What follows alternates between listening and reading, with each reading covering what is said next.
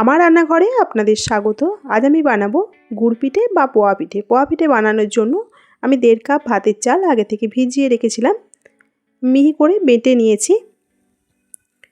এখন আমি এই চালের মধ্যে দিয়ে দিচ্ছি অল্প নুন,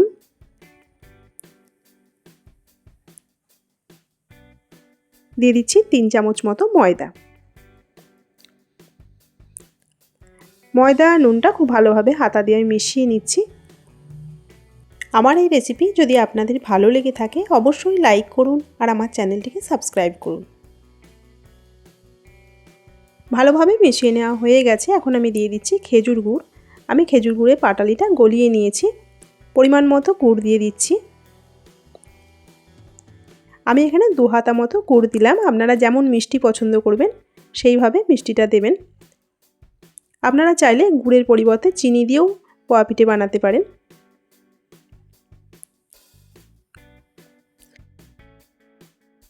এখন এই গোলাটা বেশ কিছুক্ষণ আমি ফেটিয়ে নেব। ভালোভাবে ফেটিয়ে নিলে পোয়া পিঠেগুলো ফুলবে এবং খেতেও নরম হবে।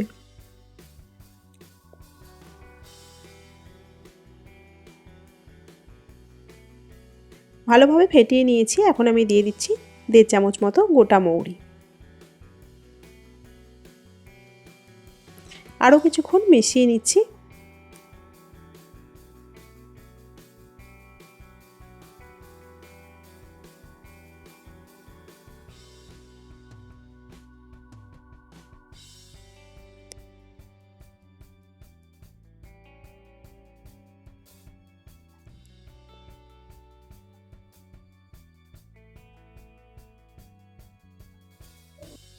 এই গোলার ঘনত্বটা ঠিক এইরকম রাখতে হবে, খুব পাতলা বা মোটা করা যাবে না।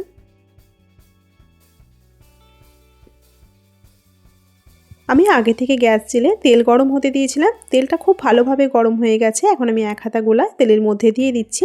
দেবার সময় গ্যাসের ফ্লেমটা আমি হাইতে রাখছি।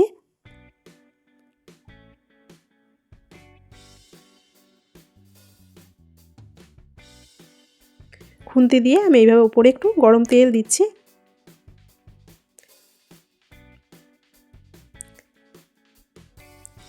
গ্যাসের ফ্লেমটা লোয়েতে রেখে আমি এপিট ওপিট করে ভেজে নেব।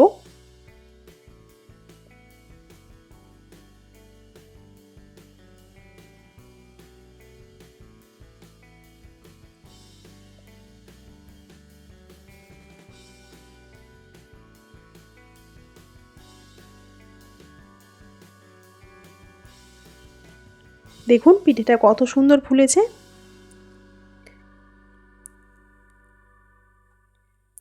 গোলাটা দেবার সময় খেয়াল রাখতে হবে তেলটা যেন খুব ভালোভাবে গরম হয়,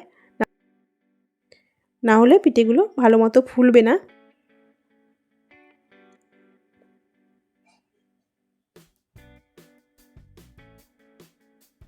দেখুন কত সুন্দর লুচির মতো ফুলে উঠেছে।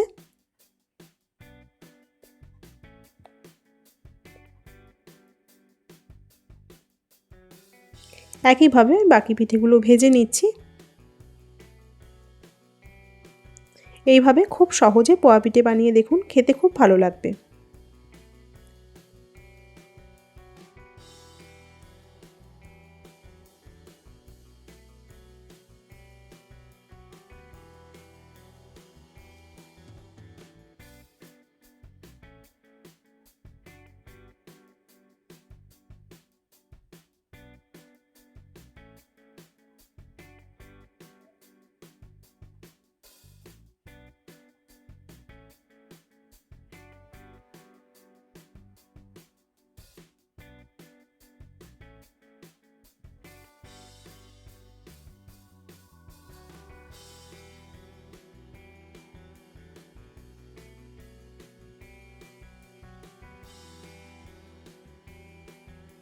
সব পিঠেগুলো ভেজে নেওয়া হয়ে গেছে।